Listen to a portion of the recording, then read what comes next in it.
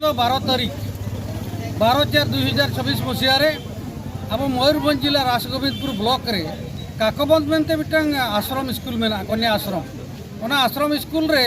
140-50 गिद्रे को अलग करना तो 12 तारीख हिलो मास्टर को मास्टरानी को उनको को एमाट को पोखाड़ और आड़ा बास्के दाका और आड़ा ओना जमते जतो गिद्रे को विषाक्त होना खाद्य विषाक्त परे जतो एक बार झाड़ा चिड़ीरते को नाना थान चाबाएना बरपदा डाक्तरखाना रे और रासगोविंदपुर डाक्तरखाना रे बहुत डाक्तरखाना रे हांते नाते को एडमिशन केट को ओना भितर रे मिटांग अब पंचम श्रेणी अलग कुड़ी गिद्रे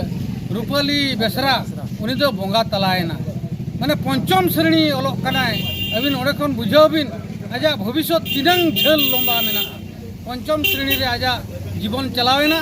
और हो अनेक गिद्रे कटक को इदियकात कोआ और हो रासगोविंदपुर और बरिपदा रे तेहें धाबिते माने अड़ी उतर गिद्रे नवा झाड़ा और बांती रोग रे को आक्रमण आकना ओना खातिर ते तेहें अब बिजू जनता दल पहाटा खन विरोध दल नेता नवीन पटनायक के निर्देश किया जे मयूरभंज जिले रे सरकार और प्रशासन नुको जो अपारगता और मास्टर को जो दायित्व बनुआनी दायित्वहीनता खातिर मयूरभंज जिले रे बंद पे